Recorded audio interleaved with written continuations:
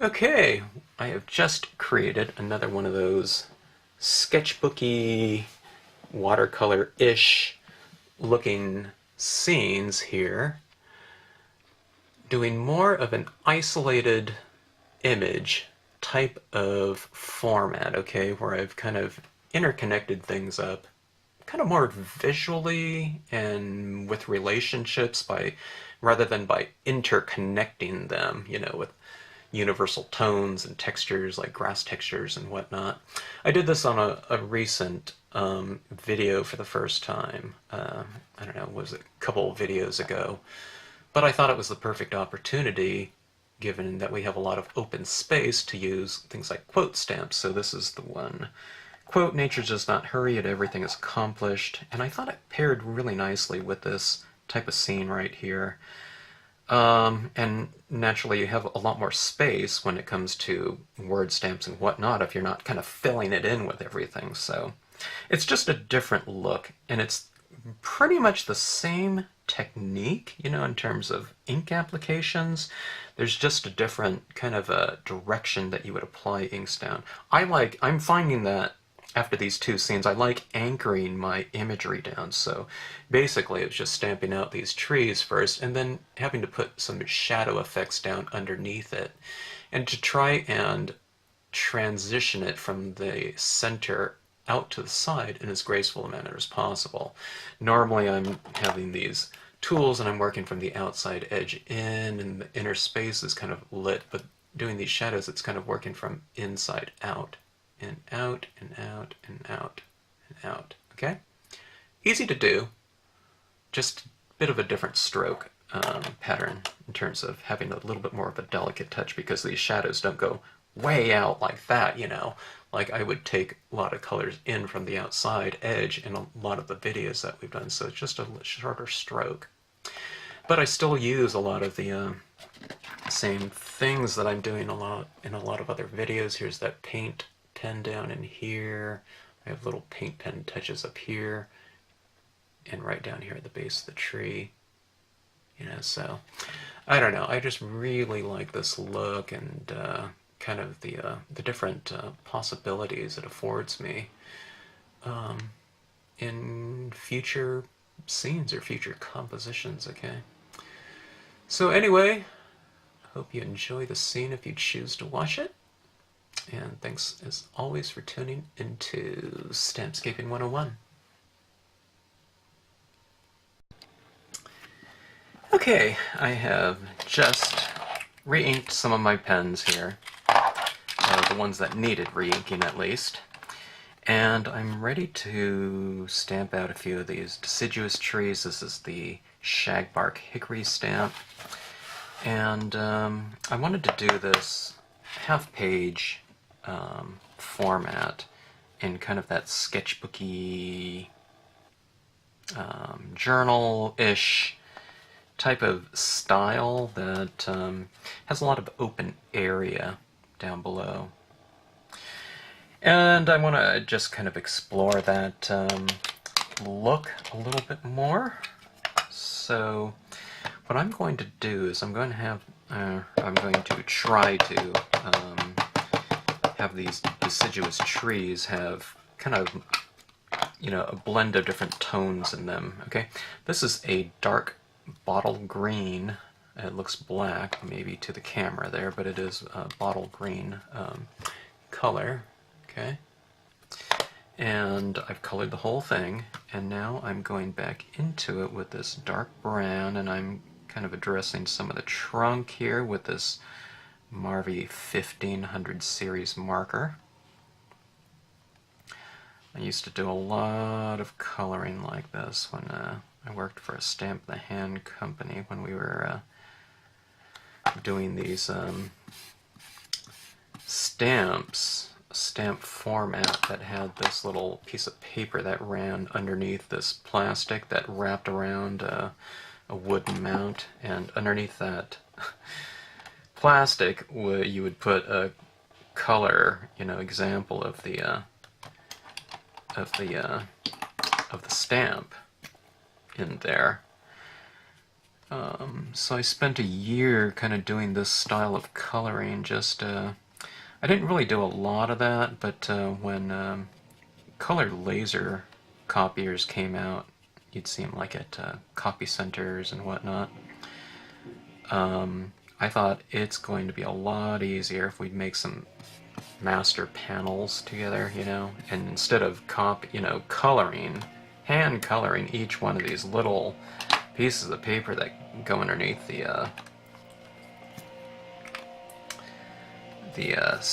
that little plastic, it's going to be a lot easier if we just spend a good amount of time doing these master sheets, and then we can just color laser them. Alright, I got some noise coming from the outside. I'm going to pause here for... Okay.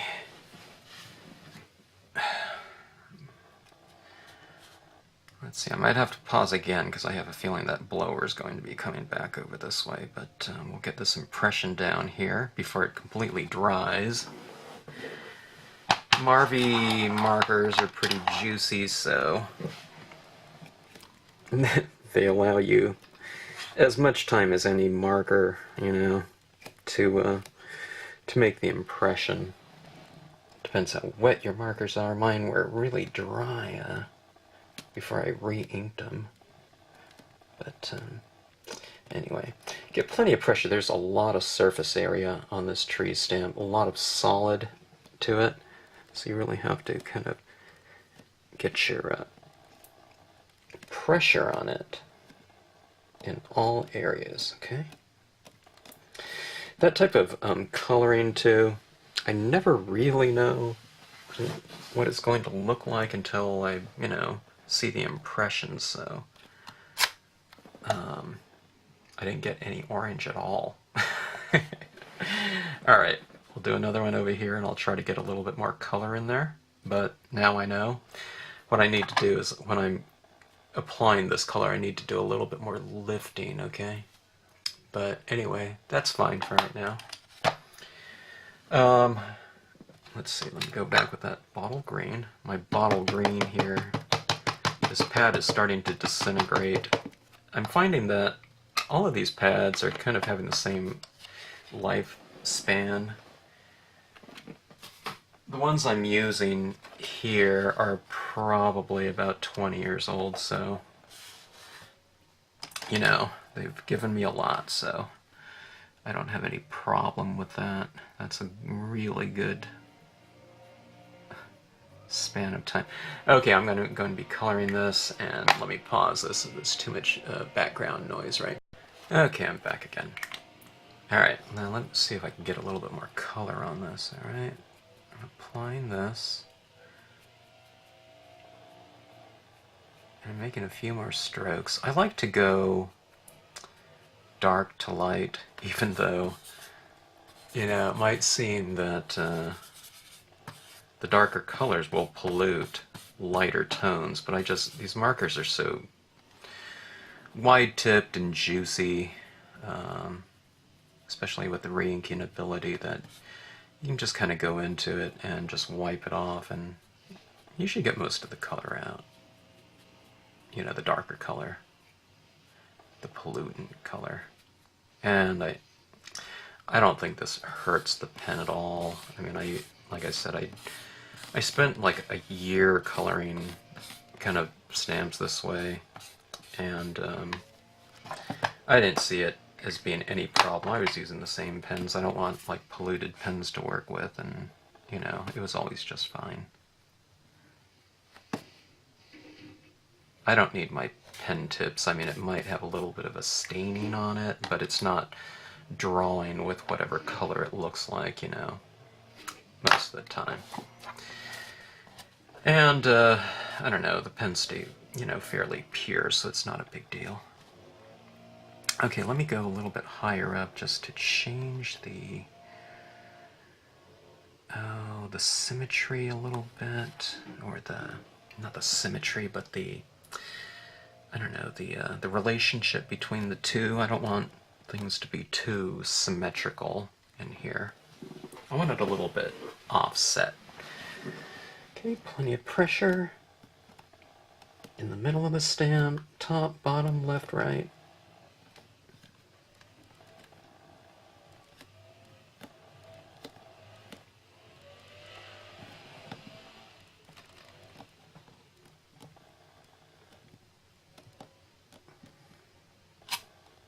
Okay, that's more like it. Still didn't get as much orange in there as I would have thought I would, but there's more variation here, where the orange kind of mixes with the green. It's giving me a little bit of a different variation to it. Okay, so that is a couple impressions with the Shagbark Hickory Lg. I'm wondering if I want kind of a foreground of it somewhere down here, maybe. Kind of those arrangements in threes type of concept. Maybe. I'm not sure. I think that looks pretty good down here. This is the edge of the card, as you can see, somewhere down here. I don't want it stacked right on top of one. Maybe over here or here might be good. Or I can just leave it as is and leave it with room for like a quote or something. Let's do that for right now. I'm just going to leave it as is. Okay, here's the smaller Shagbark Hickory. I'm going to have that one in the background. A little bit higher up. I don't want it lined up perfectly like that. That wouldn't look very good. Have it up here, maybe another one up here. So maybe threes. Kind of that concept of compositional elements being in threes or odd numbers. Okay. Green. Bottle green. Gotta make sure that I'm not getting any of this pad. I need to utilize some of my newer pads. I think I'm getting little crumbs on here. No, that's part of the design. Okay. Always kind of tap into your pads. I did another video, believe it or not, that's called like how to ink your pad, you know, just so you don't scrub across on there, especially with the Marvy ones that are more foam oriented. You don't want to really do that on a fabric pad either, but you know, because it frays. So to get more ink on a stamp, you know, kind of scrubbing it across is just going to remove ink. So you just want to kind of tap and build it up on there. Just kind of building up in these little beads of ink that way.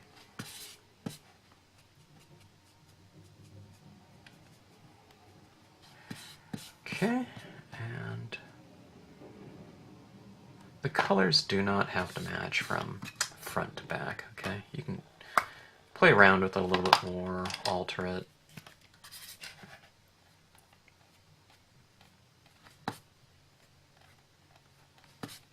Okay, I'm kind of pushing a little bit of the ink off as well. Kind of rolling this, removing some ink.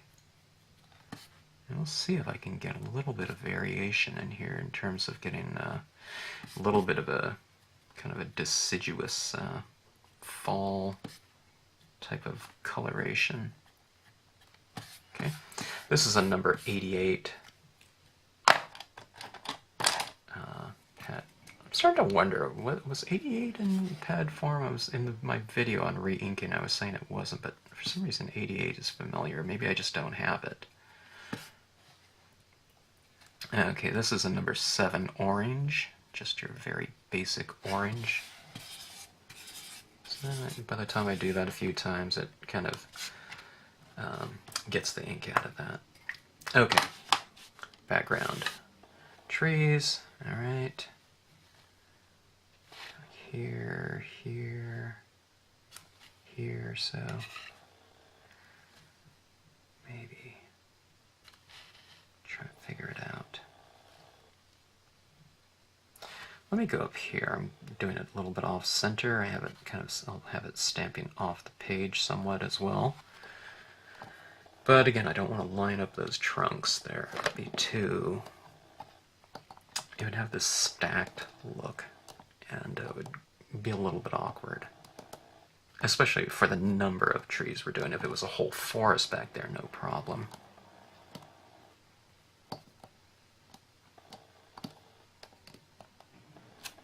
Okay, there we go.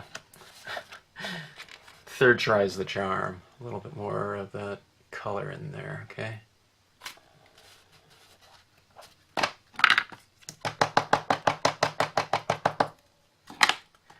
And, I don't know, I normally don't work this large, but, oh gosh, I forgot this brown is a little bit dry. That's why it's kind of, my trunks are a little bit green, but that's alright. This is a dark brown, it's really, really dry. So it's kind of just removing the ink more than kind of inking it up. Here, let me go with my, this is my dark brown pad, and I'll just kind of dab it in that trunk area. This is an olive brown.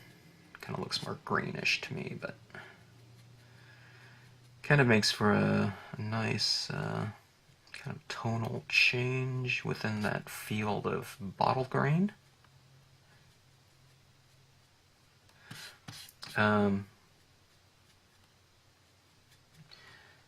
There's, oops, I got that a little bit up there. I got, I purchased some, I made a purchase for someone else recently of some of these Marvy pens, and Marvy pens have 100 and something colors, so just seeing some of those color choices in pen form, I knew they had them, but I just haven't looked at new pens in a while. I really got kind of the notion in me that I need some new colors to play around with. And then there's this one ink blue called manganese blue, and I really think I need some of that. It's just in pat form, so if I'm going to be applying it to different scenes, I'll need to just kind of, you know, ink up my phone tips with it. I just haven't found an equivalent color that's that bright in pad form, so. Okay, we'll put this here. Okay, now you see this right here? This trunk is going to go into this tree down here. So what I'm going to do is I'm just going to remove some of this ink so that it doesn't stamp out as dark on the trunk, and I'm going to transition it up a little bit where it's dry down here and it gets a little bit wetter and wetter and wetter until it's in the full impression area. And I'm going like this. I'm just going to stamp it directly over my tree here. I don't need to really mask off the Shagbark Hickory if I'm doing that. I mean, you certainly could, and you can use a positioner and whatnot. For me, that just, you know, it takes a while to do, and I just prefer not doing it. So I just prefer just to stamp it right on down there like so. Alright? Not that there isn't, you know, need for positioners and whatnot, and that type of equipment. Just in this type of stamping, I don't know, there's not as much of a call for that, you know, because of everything merging together, which is the entire idea of kind of modular stamps, and those that are meant to, you know, incorporate in with one another in a seamless fashion, not just thematically.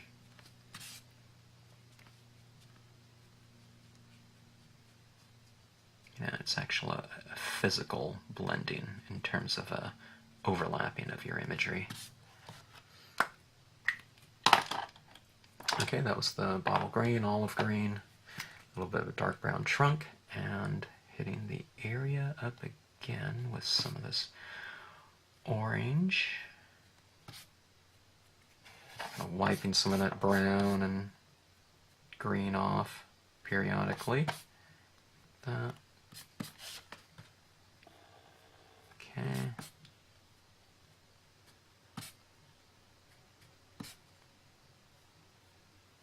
Anyways, going back to those master panels of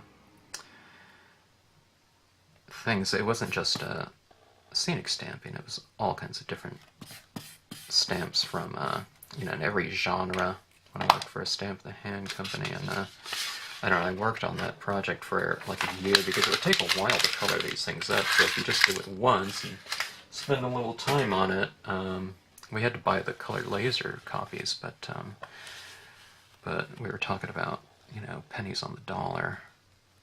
But I ended up coloring everything.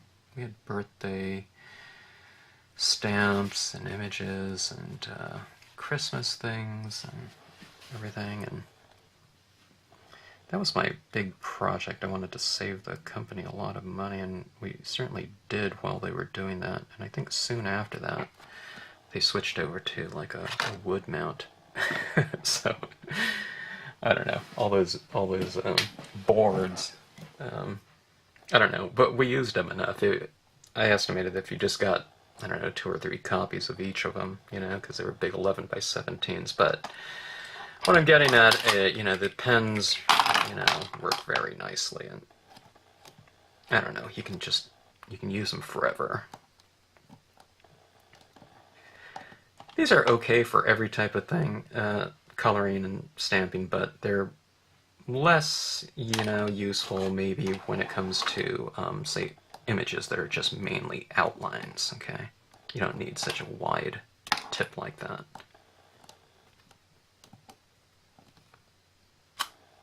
Okay, so 5 different impressions, a couple different sizes of trees, but I mean I could have done, you know, the larger ones in the background as well. The smaller ones give it a little bit more scale, but 5 different impressions, 5 different images that are impressions that use the same ink, but different looks on each one. That's where the variation comes in.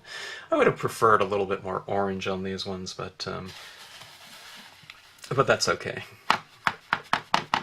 Trees start churning at different times anyway, so I don't know, sometimes that's the strange thing, you know. You get a grove of trees and one of them's turning more, you know, sooner than the other. Okay, now these are all definitely floating in here, right? There's no anchor point. In another way, scene, I would probably stamp the sedge filler in here and fill all of this in with grass textures, okay? And I have a video on doing that, you know, doing things with grass textures. But on here, we're just going to leave this kind of more, we want it more barren, but still rich in terms of the base, kind of anchoring, what's the word, not system, but kind of a method to anchor these trees, give the scene some depth, and kind of a weight to these trees and opacity. Okay, that being said, what I mean by all that is I need to add some shadows down here, okay?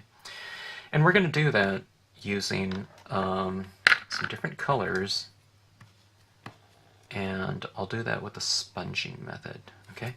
I need to clean off my sponges here, but I think a lot of the colors that I'm going to be using down here will be similar to the colors that were used in the trees, okay, to give it continuity and to really give these trees kind of a place within this space right here, okay? All right. Okay. I have some clean stylus tools, I think.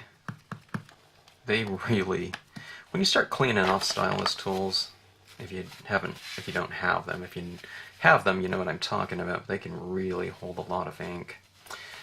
And they look stained, you know, in terms of the colors on them. But if you use other color, I mean, if you clean them pretty good, if you use other colors on it, you won't be leaching off a bunch of color off of, you know, what that stain appears to be. After I start using these over time, all of my tips usually start to look black, but you can do other things, like you can keep one tip, you know, for a certain family of colors, like this one could always be my blue, and you can have a yellow or something orange on another one, and green, brown, etc., black. And I don't know, it's a pretty good way to go, and you can kind of store these in a you know, like a sealable bag, like a Ziploc or something like that. And it'll keep the tips fairly moist. What it is like you're storing, basically, like, it becomes like a stamp pad that you're storing. It's a stamp pad on a stick. So you can just do that instead of, you know, cleaning these out completely when you're done and kind of leaching out all that ink, especially if it's, you know, a dedicated tip. Then you can use it for the next time you need that family of color on your tip. Alright, this is a different spirit than what I'm usually doing. I'm usually working from the outside edge in with my coloring, and this is where, you know, look that I'm doing, where it's kind of, I'm more starting from the interior and out, okay? From an image, I'm kind of creating a little bit of an anchor point, okay? I'm starting with a light color, and this one happens to be the Memento Pear Tart, and I chose that color just because it's a light green. I'm going to have these trees all on kind of a base of grass or something like that sort, so I like to start light and then work incrementally into my darker tones, okay? So far, it's not going to look like a shadow because I haven't, you know, worked through up into my darker tones, okay? Those ones will be coming, but only after I do it through the lighter tones, okay? On this one right over here, I can't see the base of the trunk, so I'm just estimating where it is and applying the color accordingly.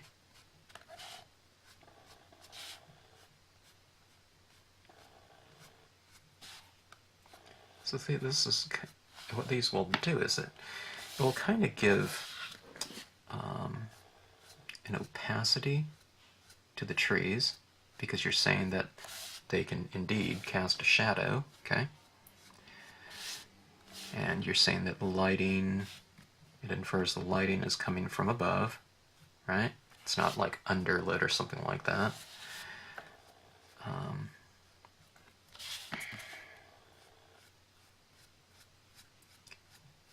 And it just gives kind of visual weight to your masses, okay? Something like that. You can see where it's kind of starting out.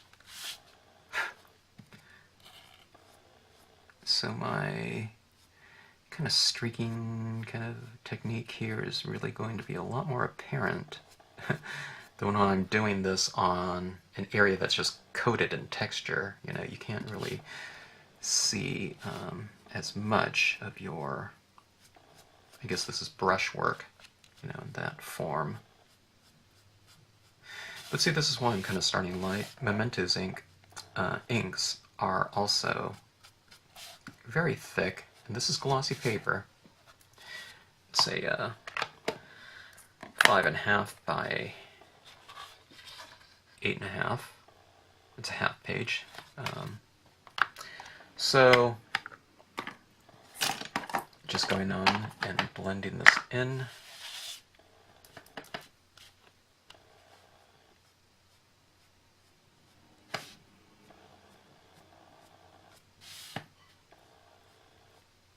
This is bamboo leaves. It's just a little bit of a darker color. Oh, but what I was saying is this is glossy paper, so this is really spreading very easy for me. Memento inks are very thick. Okay. And by just working incrementally darker than my previous color, if I can, if you have enough inks, okay, values of a certain color, this works very easy.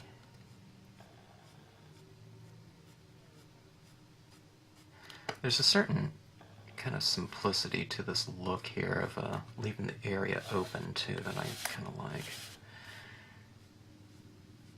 Someone's like a watercolorist out there, I think I mentioned in my previous video, this is going to be very basic stuff to them, you know, in terms of some different looks you can, you know, come up with in watercolors, you know, and the types of looks that they do. Of course, I'm just doing my version of it with this dye-based ink technique, but I find it all quite fun. I don't know. Kind of all forms of stamping are fun, but it's kind of fun to kind of introduce a different look into your kind of established repertoire of kind of styles, I guess.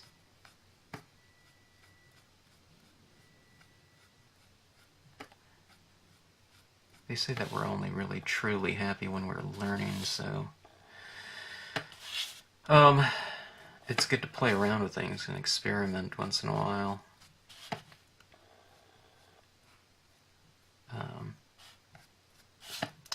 Just to kind of go back in, it can kind of strengthen your strengths too by working kind of in a different way too. So it's not just doesn't have to be a departure completely from everything that you do. There's certain aesthetic things that you might kind of discover in a different look, and then you can take that back to, you know, whatever style or look you've already kind of explored and refined. Okay, starting in the middle of the shadow and kind of working out. That way it kind of tapers out to the side. This is a Memento Cottage Ivy, kind of a dark color. I'm going to have to move into the Marvy colors, okay, the ones that I used to color the tree.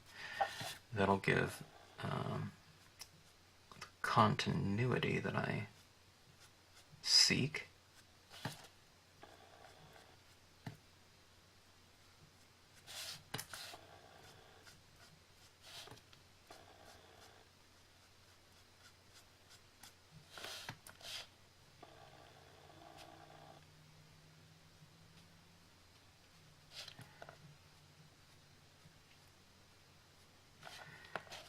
Okay.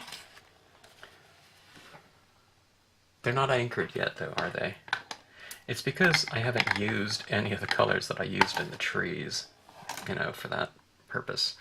So let's see. I used some dark brown. I don't have olive green, so I'm not going to be able to use that. Dark brown and the bottle green for sure. So here's a dark brown. And here's an orange, okay? And let's go back to that bottle green stamp pad that was used. Let's go with the bottle green first, I think.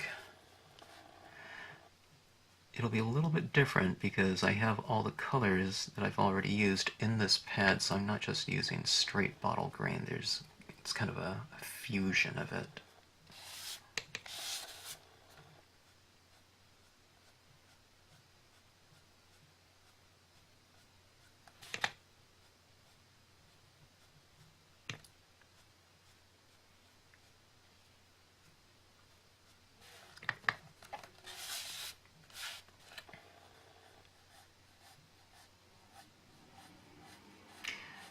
I find it taking on kind of a sketchy kind of look, like a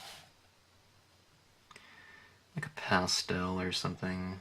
I love studies, you know. Sometimes I like the studies more than kind of the final pieces of paintings. It's because I like that kind of that spontaneity, the gesture that goes into kind of something that's more quickly addressed and drawn, you know, explored.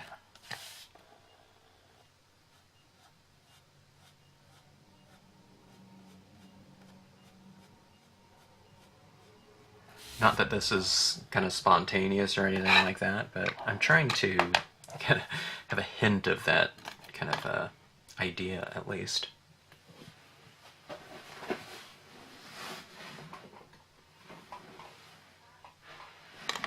Okay, dark brown.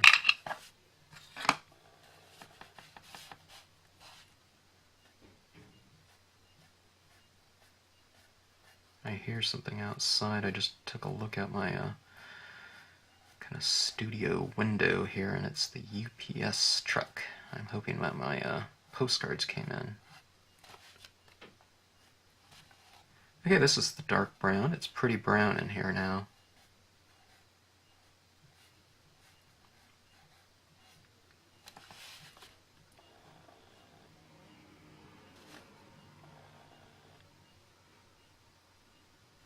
I'm not tapering it out quite as far as I did with the lighter green, kind of keeping it more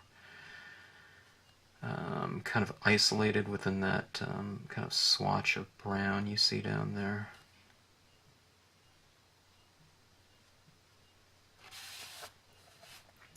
Okay, everything's a little bit more anchored, okay. I think I can go in and flesh in some of these trunks here in the foreground with a little bit of this dark brown.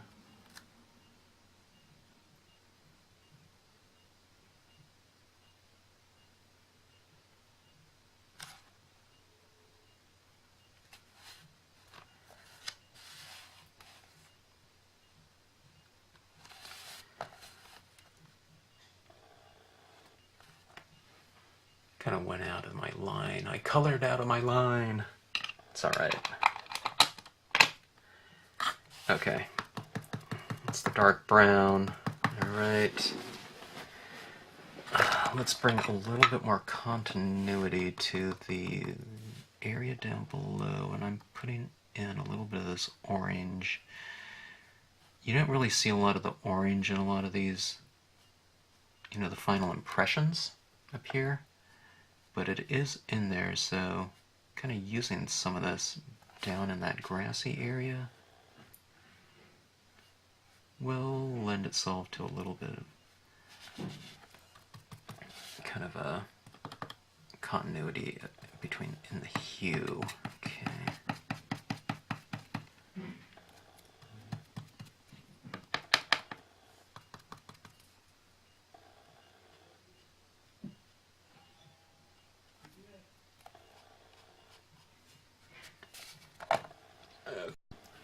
Alright, it's like the big box of new postcards came in.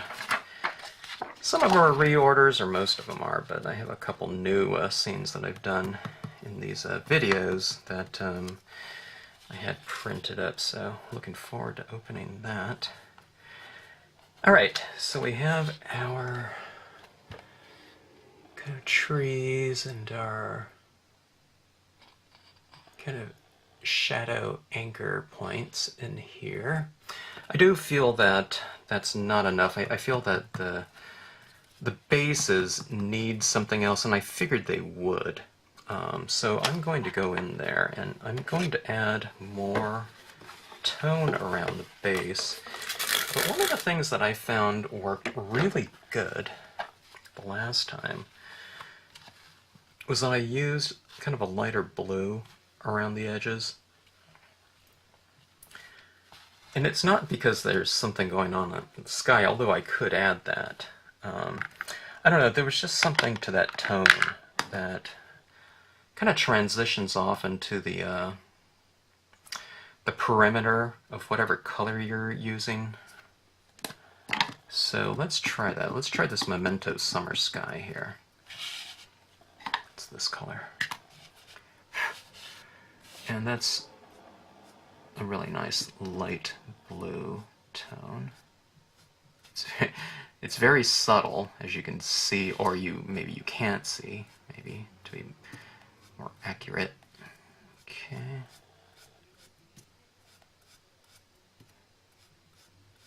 Yeah, it looks pretty good. It's just, I don't know, I guess instead of doing just some kind of neutral gray or something like that, it's a hue, so, and it's a nice color of hue. I don't know, it gives it kind of this, I don't know, this washy look that, I don't know, that appeals to me. Sometimes, in doing this style, you know, these things down here, even though I try to make them blend in, it can look a little bit abrupt. So this, I find, really helps with the overall kind of composition and the scheme of it all. Okay. Because it is a very loose structure, you know, with these isolated impressions everywhere. See, this looks a little bit more washy, like it's been painted on or something like that. Like, you know, like it's soaked into the paper or something like that. I like that look.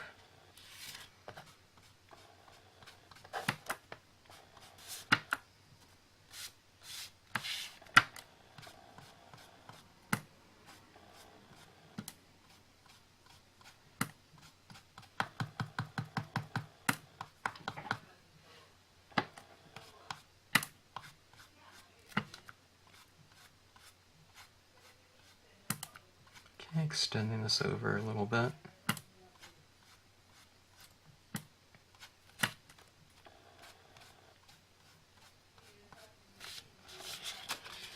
Okay, there we go.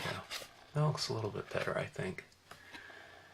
And I did this in the last scene too. I just kind of, I gave the last scene that I did, you know, in the spirit, I added a little bit of, you know, kind of a background swatch of color like this. And I thought that paired nicely with the layout, I guess, of the scene. It kind of matches the shadows, how those shadows look. So maybe we'll try to add some of that here and there. Kind of in the sky.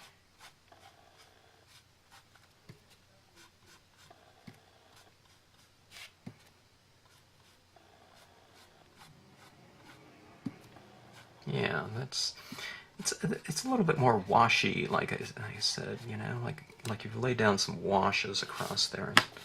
I really like that kind of appearance.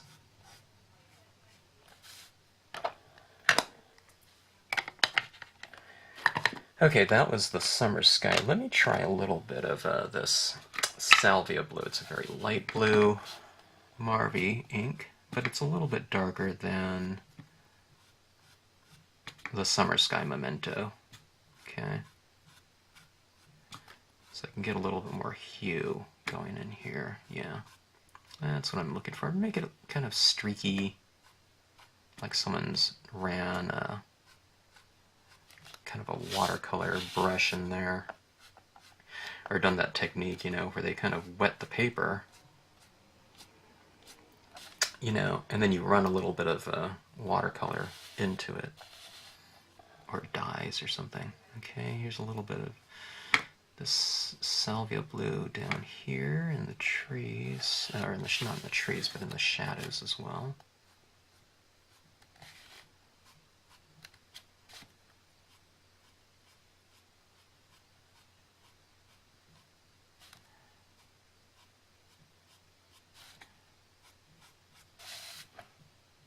I know that blue is kind of where everything kind of starts coming together for me a little bit more. Look at that area down there. Doesn't that look like it's, I don't know, like painted, like with a watercolor? Those of you who are watercolorists say, yeah, that's an inferior version, so why don't you just do watercolor? Because I'm lousy at watercolors. And I love that look. So this is not that I'm looking for control and everything, you know, but it's a little bit more controlled for me. And I can do it on cheap paper too, you know, glossy paper, as opposed to pulling out like a piece of like beautiful arches watercolor, you know, with some really nice tooth to it or something. But I do love. I love watercolors. I love watercolor sketches and whatnot. I didn't say doing them because I'm not practiced at it, and I just don't, you know, practice it enough. But I don't know. I really like that whole look. Okay, this is the tiny rocks.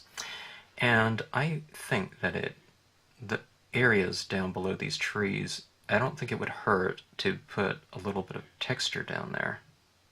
What color to do this in, I'm not really sure.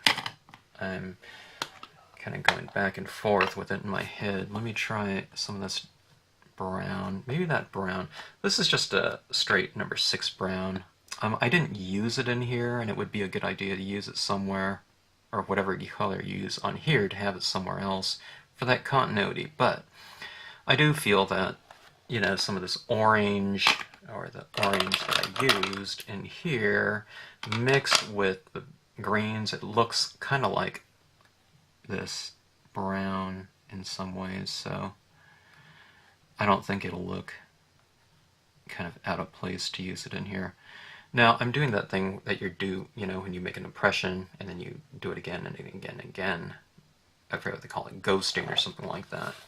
And as it gets drier, I'm kind of making those impressions a little bit farther away from that shadow, so there's a bit of a transition right there. Those tiny rocks are standing out more right now than they will when they dry too, okay? So it'll be a little bit more subtle, but that's what I'm going for right there. And this is what it looks like from a distance. There's just a little bit more texture down there, and I think you add that texture and potentially you increase the visual interest of a given area, okay? Now, I'm doing this in brown. I mean, you could do it in different colors. You know, you don't have to stick with one color when doing this.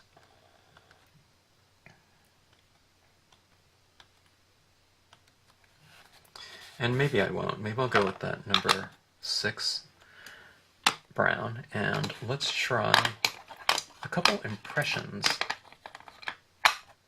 in the darker areas with the darker color, okay? So this is going with that number 18 dark brown. Okay, and I think that looks pretty good.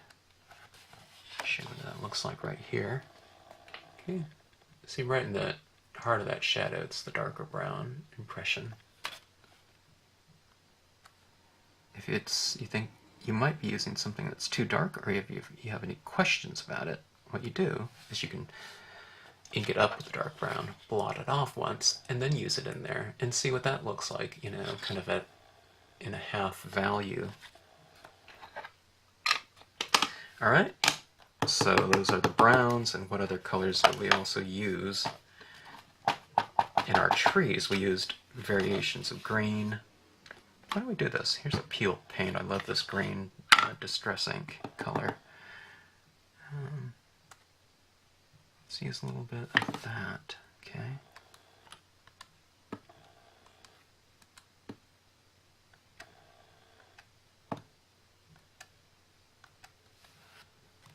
Okay, so that looks pretty good. I'll wait for that to dry.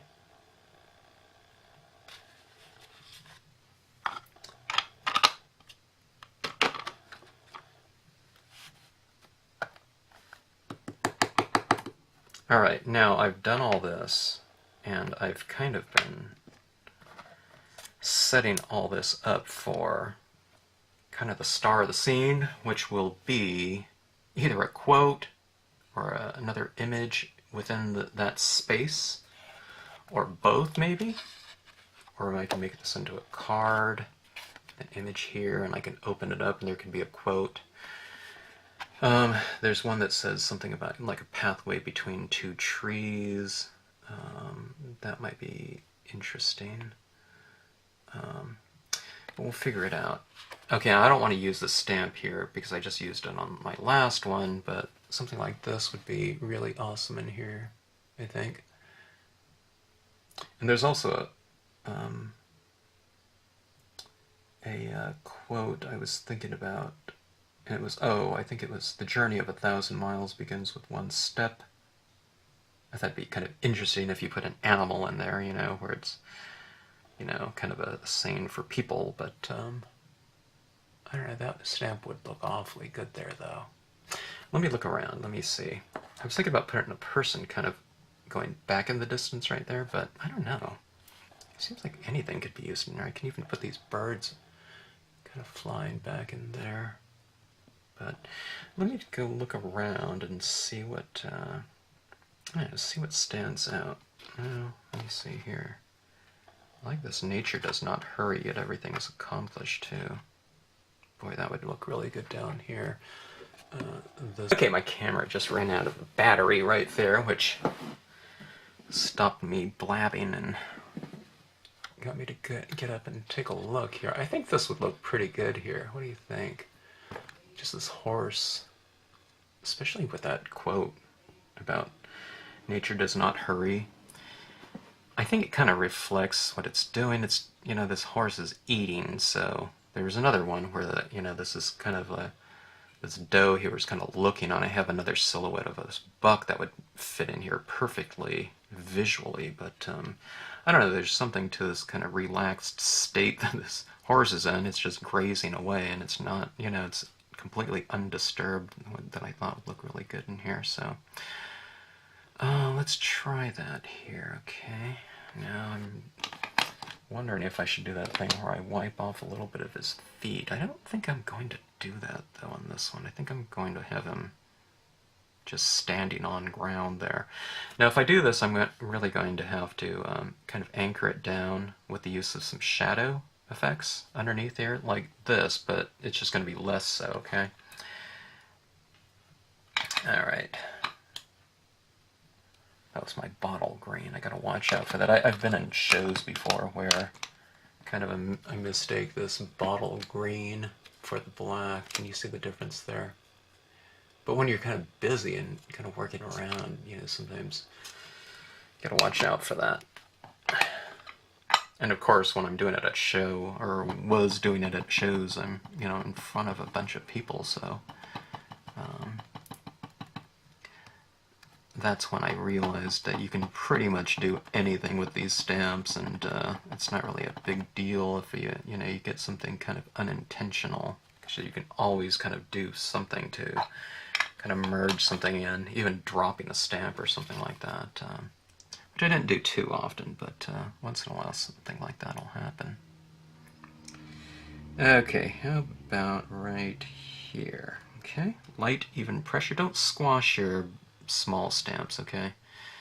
You want to use the same pressure for this little guy as you did for like these big trees here, because there's a lot less surface area, so the pressure is being kind of distributed amongst a very small area. Okay, so now you can see what the difference is without having those kind of shadow anchor points in here.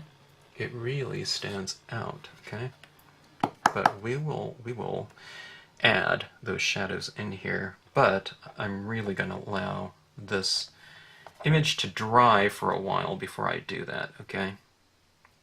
At this point in time, I don't want to start, wiping some colors underneath it and having that black smear, so compositionally, I think that looks pretty good, right? And it kind of, having that open area in there is it's kind of nice. I don't know. It's a different spirit altogether, And I think having that space in there, you're really made aware of kind of the individual designs and the various kind of aspects of it, in terms of like the silhouette and whatnot, by just having it bare. So kind of enjoying this look here, and it doesn't mean I've migrated from one look to the next, but it's always fun to kind of experiment around and play around. Alright, okay, now, well, this is dry, and I guess I can do, I was going to stop, but I guess I can do some other things in here as well at this point in time. Why don't I add some different looks down to these shadow areas and in the trees with, I'll do it with these paint pens here, these two paint pens. All of these come in, this comes in a little pack, or you can buy these individually. These are Sharpie. And I think I can give some textural variation to, I don't know, some areas in here that are visually interesting and have some depth, but could use that little extra touch, I think, you know. Okay, this is aqua, or turquoise it's called. And just going in here and adding a few little touches. They're highlights, they're not as light as white. Okay. I don't know what I'm saying in this. I guess visually it's just, it could be some leaves or something like that down in the that area, but having these kind of lighter touches in here, I mean, if I put it out here on the perimeter, it's a little bit darker. If I put it over a dark area, then it's light, okay? But I guess what it's just saying is it's just some kind of shimmery texture, or it could be some leaves or anything like that on the ground, okay? But it's also just a complement. It's a complementary look in terms of a reverse look to those tiny rocks down there, okay? So these dark little shapes, and I'm just kind of doing the same type of shape in light, okay?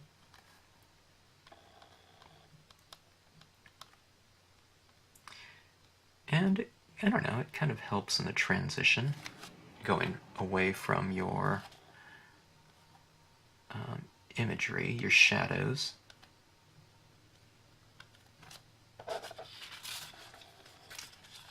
Okay, see it up here?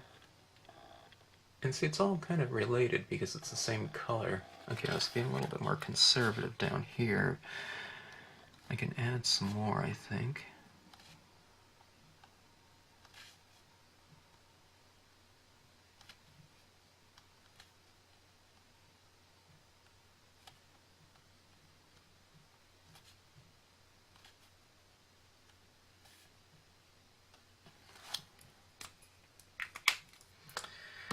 Okay, this color, it's in there maybe a little bit, not really, but there, I don't know, there's a similar kind of warm tone in that green. This stands out a little bit more, so I won't do too much of this. I think I'll have to add a little bit up in the tree, but see, there's a little bit of a variation down here. I think that textural differences, or hue difference is kind of nice.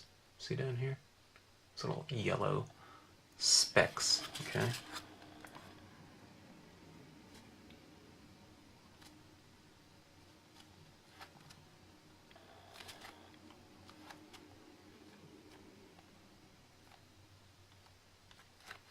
Okay, now if we have some of it down here, why don't I add a little bit to some of these trees as well? It's a very subtle addition. Okay, but the fact that it's kind of down there on the base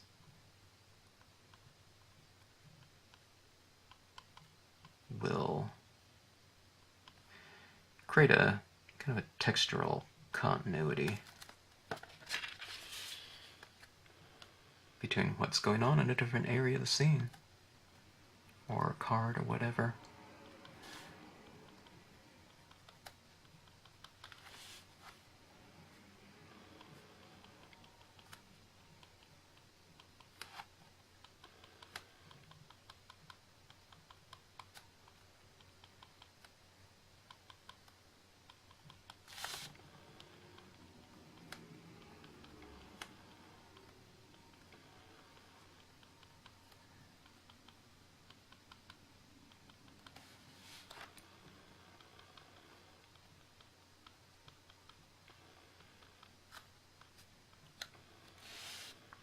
This is kind of going back in and getting a little bit more of that orangish color that kind of I was going for initially in the impressions, but did not achieve very well, so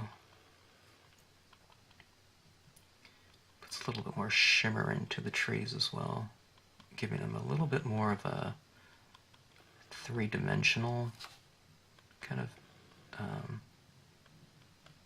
touch, because some of these leaves are kind of, you know, standing out a little bit more. So see that where I put it up in those reddish areas, and in here it's the same thing.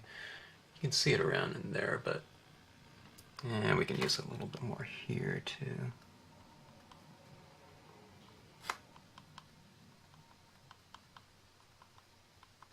Okay, but doing that, okay, having that little touch in there creates a relationship down there.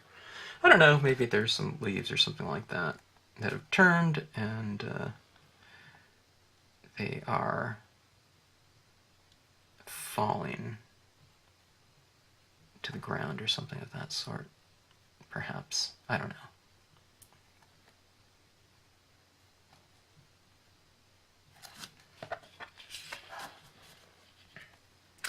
All right, horse, are you dry enough for me to address?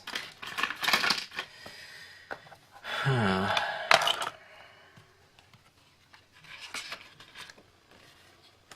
guess I can just use my finger.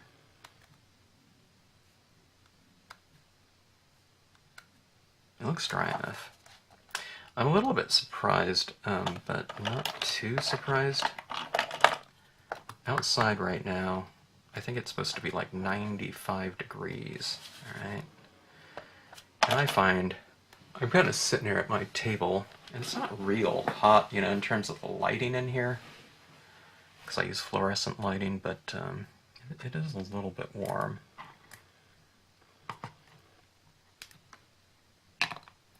But I guess it's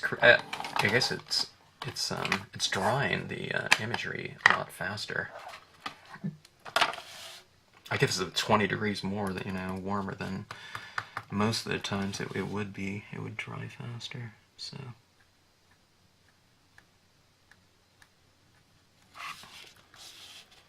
there's a little bit of a shard on my stylus tool. Let me flip it around.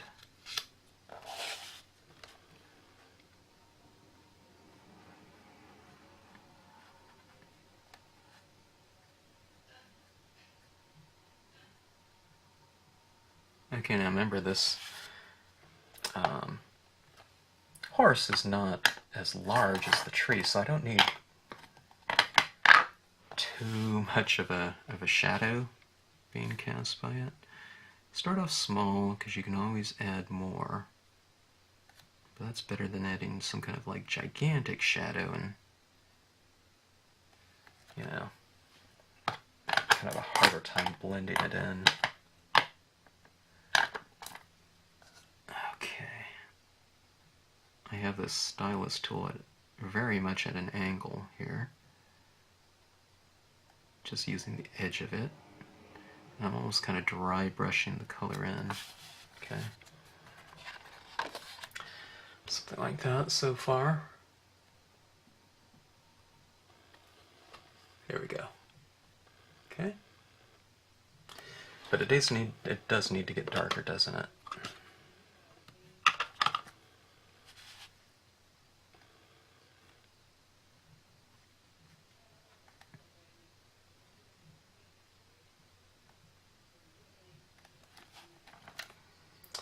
Alright, let me try some of this olive brown.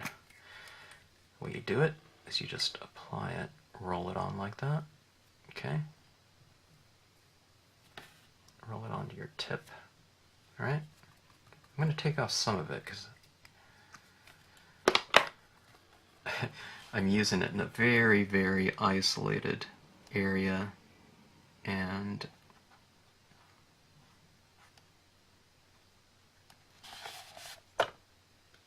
very isolated application of it. Okay, that looks good to me. Not quite complete though, because I still think that blue would look good. Okay, let's go back to that summer sky and add a little bit of that around that shadow.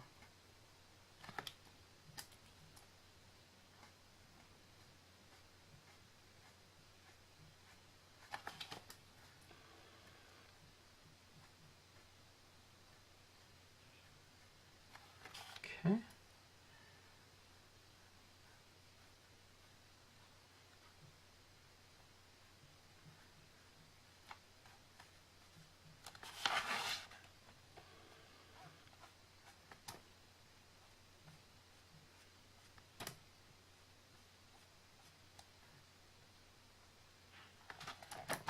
Something like that. And that horse definitely needs to be addressed in terms of its color. It's largely solid and it has texture in it, but there is room for a little bit of hue. And just being just straight black, it doesn't merge, you know. It doesn't kind of harmonize with that surrounding area. So why don't we try, I tell you what, let's go with a little bit of blue tones. This blue here is similar to that Memento Summer Sky. Maybe it's a little bit darker, but I think that would be a good color. I know some of you are thinking brown, but this blue here kind of, you know, if you look at like a black horse, it has kind of this shade in it, maybe. This one's going to be too dark right here, okay? Oops, sorry. This one's going to be a little bit too dark. But what I can do is I can kind of add it into my horse in some area. And I'll go back to my lighter one, and like a blending tool, I'll blend that in just a touch, okay?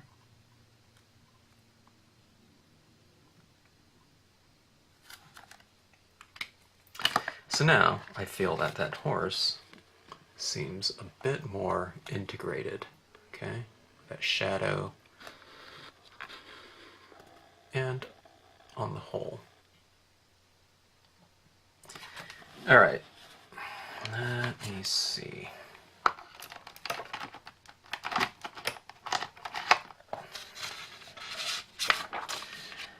Just because we're working in a different kind of application maybe of color doesn't mean you can't use a lot of the same techniques that you like to use. I like to use a lot of the white pigment inks to just kind of diffuse some of the imagery and to give kind of a mistier, more whimsical look to certain things. And this technique here of leaving a lot of open white area is really perfect for this, because you can really use this just about anywhere next to where solid or color meets white, okay? So, gonna do this in a little bit of a dry brushing application, okay? Let me remove a little bit of that. That wasn't dry enough on there. It was a little bit wet, so just kind of tapping it off a little bit. Can you see that? Where I'm kind of just changing the edge a little bit, where it might look like some light is hitting it from above, so I didn't need to do that type of detailed work on when I was doing my impressions, which would entail kind of drying off some of the tree before making the impression. I can just do it here with the Colorbox Frost White. Okay. Alright, now this lighting is coming from kind of within here. If I want to put a little bit of mist or something around this tree, I can do that on that side of the trunk. See that right there? It kind of illuminates that side of the tree trunk, right, like so. And maybe on the inside of this other one, on the opposing side, I can put a little bit of light.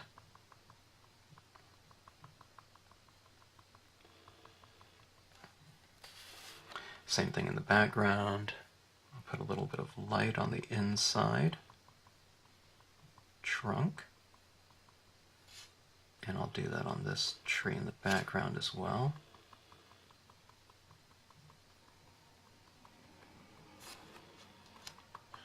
Maybe some on that side of the tree as well.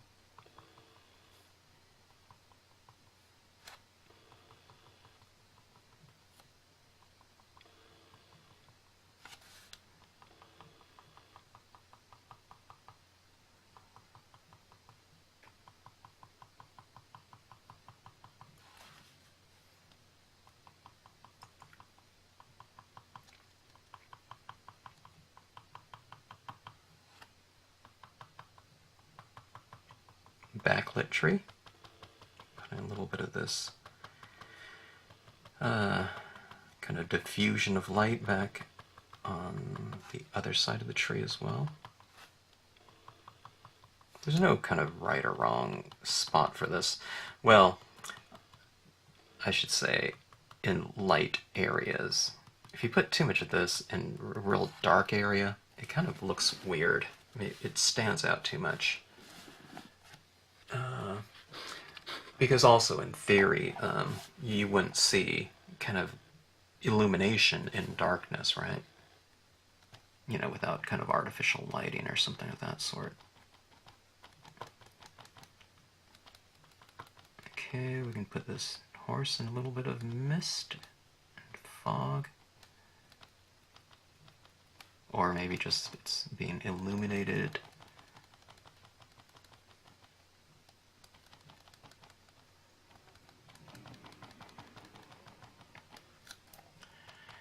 Okay, just doing a little bit of tone around the base of that shadow just to kind of create a little bit more of a harmonious transition, kind of into the white maybe. Maybe it's a little bit misty or something.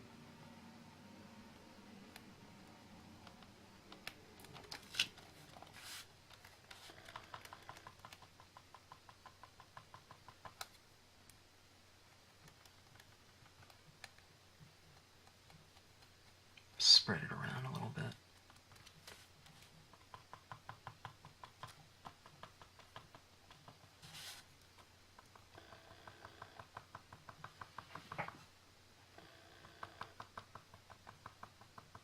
I know this is really hard to see because I'm kind of dabbing this white into light. You would see it more if I was dabbing this into a darker area, but from here I could see it. It's very subtle though. Okay.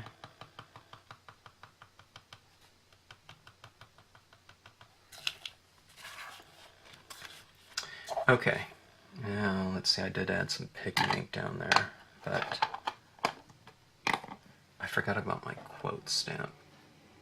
Nature does not hurry, yet everything is accomplished. Yeah. I think that's perfect down here, but did I add too much pigment ink down here? I don't think I did.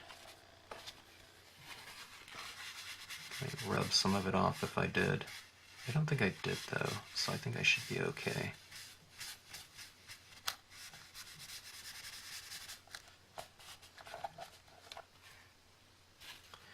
Okay. I need my acrylic blocks. Alright. Okay, I'm just eyeballing this. Now this is one of those instances where it wouldn't be a bad idea to have a stamp positioner for word stamps, okay? Quotes and things like that, if you really want them straight, but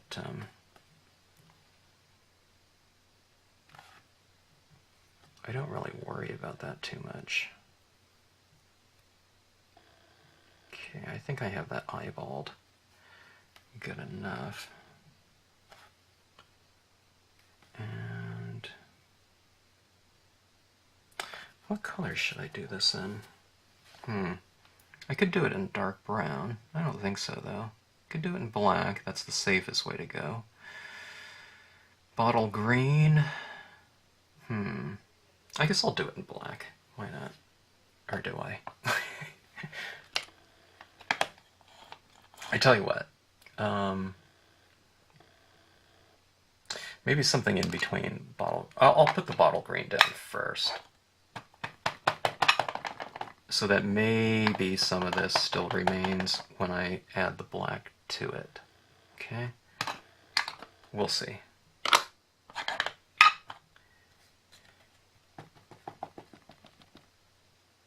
Alright. It's probably just going to read just straight black, because this pad is, you know, it's reasonably juicy.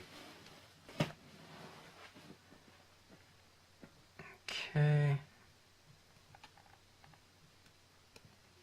Nice light, even pressure.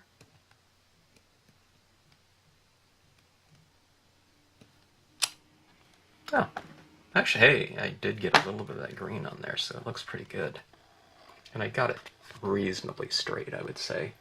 You see that little transition of green, and it goes into the black, and there's a little bit of a greenish tinge over here. A little bit of green down here. But, I don't know. It's kind of a, what would be the word? Cute, maybe? I don't know. It's cuter, I would say, than most of the scene, or kind of end results, I guess, if you have it all filled in. I don't know, doesn't this look like, you know, doesn't it look like a picture book or something like that? You know, or a sketchbook or something. It's like a kid's picture book to me.